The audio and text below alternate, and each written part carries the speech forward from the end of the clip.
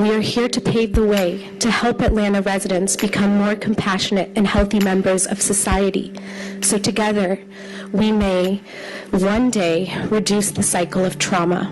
Last Tuesday, our sponsor Liliana Bakhtiari introduced a bill to decriminalize all entheogens in the city of Atlanta.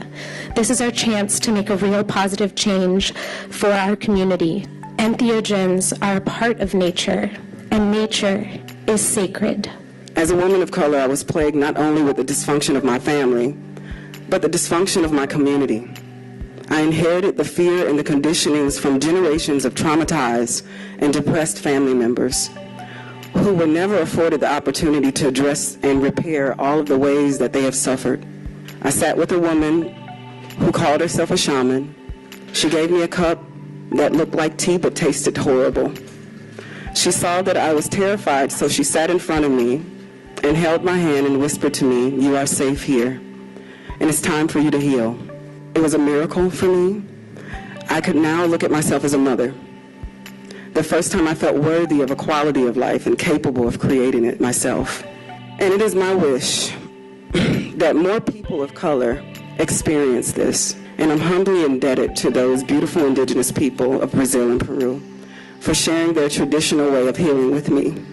I spent 25 years in a high-performance IT tech career, but nothing could have steadied me for the deep, dark depression that struck me in 2008. A depression triggered by an abusive relationship that left me physically traumatized and completely financially depleted. As I was plummeting from this experience, the trauma of sexual abuse that occurred during my childhood began to surface. I looked like a mere shadow of a person I once knew. And then I found ayahuasca. And what I experienced in one ceremony went deeper than years of therapy. These traditional medicines journey us back home to who we've always been, back home to our sense of connection with God, with something outside of ourselves that truly English words can't explain. I listened to my doctor and I got no benefits, only dangerous side effects from drugs. In contrast, I've experienced no side effects from psilocybin therapy, and I now feel better than I ever have in my life. With this being a relatively new field of research, it's incredible how rich the scientific literature is with evidence that these natural substances are effective treatments for these various diseases of the mind. You have the power to allow this community equitable access to safe, natural, scientifically backed, transformative substances, and to place Atlanta at the forefront of a mental health revolution. In 1988, I was working a wreck between a station wagon and a dump truck. Both vehicles were on fire. The truck driver was burning alive as we pulled him out of the truck. His nose and ears already melted off and we dragged him away from the fire. I then went to rescue people in the station wagon, only to find both front passengers were dead.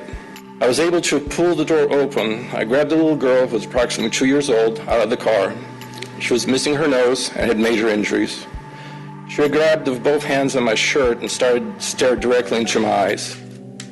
She was choking her own blood, and with every breath, 2 streams of blood would shoot out of her hole where the nose was supposed to be. She died right there in my arms, holding me tightly. I was never able to fully recover from the pain of this experience. It haunted me. Last year, I was introduced by my psychologist after he had exhausted all orthodox methods to heal my trauma to a natural therapist who was able to give me magic mushrooms.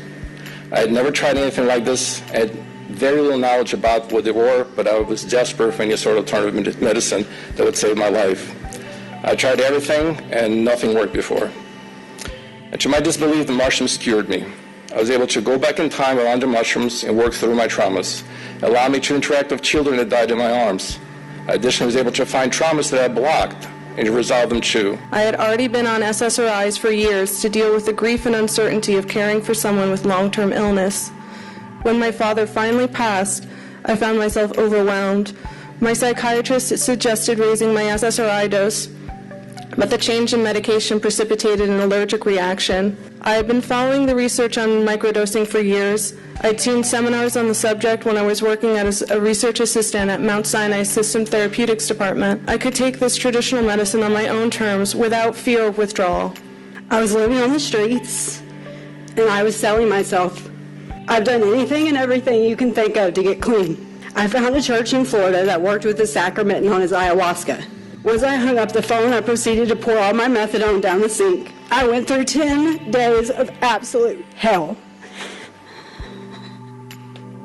I flew to Florida and I had my ceremonies. And I won't go into too many details about that experience, but I will tell you I've been clean and sober ever since.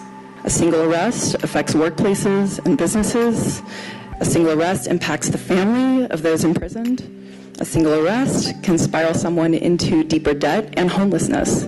Right here in our backyard, there's medical research being done with the compounds found in these very special sacramental plants and mushrooms. To my knowledge, as described in the bill before you, the use of entheogens as sacrament for a bona fide religious purpose has been federally legal since the Religious Freedom and Restoration Act of 1993, and this has been affirmed in subsequent court rulings so long as the use was religious in nature and so long as the sacrament was used in a way that promoted peace and safety. I share this vision with decriminalized nature of communities free from stigma and legal or corporate gatekeepers to species we can grow in our backyards.